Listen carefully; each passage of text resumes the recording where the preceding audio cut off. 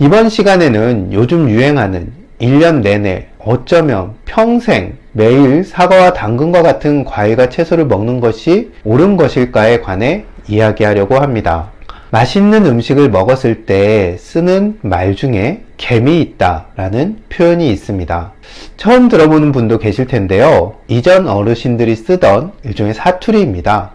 이 말은 먹방에서처럼 음식이 입에 들어가면서부터 눈이 휘둥그레지면서 우와 맛있다 라고 말하는 것이 아닙니다. 이 말을 쓸 때는 식재료가 가진 본연의 맛과 향이 잘 느껴지고 처음에는 잘 모르지만 먹으면 먹을수록 맛있을 때 이 말을 씁니다. 첫 맛은 확 끄는데 몇 번 먹으면 그저 그렇다가 시간이 좀 지나면 맛이 없어지는 요즘 음식과는 어쩌면 정반대의 느낌입니다.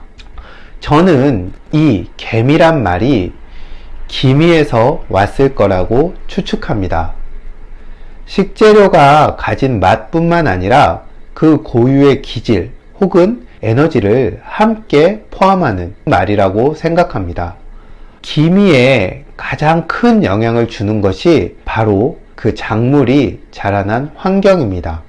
우리가 먹는 음식은 공산품처럼 기계로 찍어낸 상품이 아니라 하나의 생명입니다.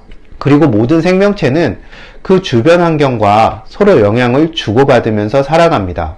같은 삶이라도 산중에서 자란 산삼과 밭에서 재배한 인삼이 다른 것은 그 환경의 영향이라고 할 수 있습니다. 같은 꽃도 온실 속의 화초는 그 향이 확 피었다가 사라지지만 야생화는 그 향이 은근하면서 오래 그리고 멀리 퍼지는 것도 마찬가지입니다. 맹모삼천지교 또는 귤이 위수를 건너면 탱자가 된다 이런 속담도 같은 의미를 담고 있다고 생각됩니다. 제철은 어쩌면 그 맛과 향은 물론이고 식재료의 생명력이 가장 왕성하고 활력이 넘치는 때라고 할 수 있습니다. 앞서 말한 개미 있고 기미가 뛰어난 시기입니다. 하지만 제철이라고 해도 그 힘이 충분하다고 말할 수 있는 식재료는 많지가 않습니다. 자연의 것을 채취하던 시절이라면 어느 정도 가능했겠죠. 개인적으로는 팔기 위해서 대량으로 농작물을 재배한 이후로 그 힘은 한 단계 낮아졌고 화학 비료의 등장으로 또 한 단계 낮아졌다고 그렇게 생각합니다. 제철도 이런 판국에 제철이 아닌 신기에 인공적인 힘을 빌어 생산되는 작물이나 장기간 보관된 식재료는 겉모양은 비슷해 보일지라도 공갈빵처럼 힘이 빠졌다고 봐야 할 것입니다. 그런 것을 건강을 위해 1년 내내 먹는다? 아무리 생각해도 이건 좀 아닌 것 같습니다. 제철 음식을 먹는 것은 이 외에도 다양한 장점이 있습니다. 일단 그 생산량이 많고 쉽게 구할 수 있기 때문에 신선하고 그 값이 상대적으로 저렴합니다. 또한 대량 생산되는 종목이 아닌 우리가 오랫동안 먹어온 그 계절에만 먹을 수 있는 식재료를 먹을 수 있다는 점, 그 점 또한 제철 음식의 장점입니다. 눈을 한번 감고 여러분이 최근 한 달 동안 먹은 음식의 종류를 한번 떠올려 보세요. 아마 그 음식 속 식재료의 단순함에 놀라게 될 것입니다. 시장의 원리에 의해 대형마트의 상품이 되지 못하고 적은 양이 생산되거나 채취되는 것들이 있습니다. 계절의 감각을 잃지 않아야 찾아 먹을 수 있는 것들입니다. 그래서 저는 환자들에게 산지의 어떤 재래시장이나 생산자와의 어떤 유대가 튼튼한 협동조합 또 그리고 로컬 푸드 매장을 이용하길 권하는 편입니다.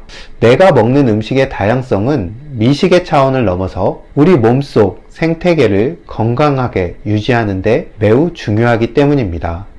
대량 생산되는 상업화된 작물은 반복된 교배를 통해서 모양이 크고 예쁘고 생산량이 많고 맛이 좋은 방향으로 변했습니다. 바로 우리 입맛에 맞게 바뀐 것이죠. 하지만 그 과정에서 기미 중 맛만 남고 기운은 사라진 맹탕 같은 작물들도 등장했습니다. 저는 이 현상을 잘 보여주는 것이 브릭스로 표현되는 단맛이라고 생각합니다. 지금은 어릴 적에 먹었던 사과와 귤에서 느꼈던 그런 개미는 찾기 힘들어졌습니다. 모든 과일이 모양은 다른데 맛은 다 비슷해진 느낌입니다. 현대인의 개성이 점점 사라지는 것은 어쩌면 다 이렇게 비슷한 음식을 먹어서 아닐까? 라는 조금 우스운 생각도 들곤 합니다. 요즘 환자들의 이야기를 듣다 보면 건강을 위해 어떤 특정한 식재료를 매일 먹으라던가 거기서 추출한 물질들을 복용하라는 정보들이 참 유행하고 있는 것 같습니다.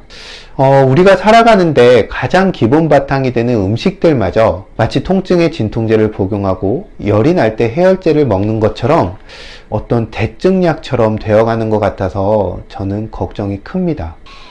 저는 우리가 먹는 음식에는 실험실에서 식품공학적으로 규명된 영양 성분뿐만 아니라 한의학에서 말하는 기, 슈타이너가 말하는 기운 혹은 힘이라고 부르는 것이 함께 들어있다고 생각합니다. 물론 이것 또한 물질과학으로 증명할 수 있는 어떤 미량 원소들의 집합일 수도 있습니다.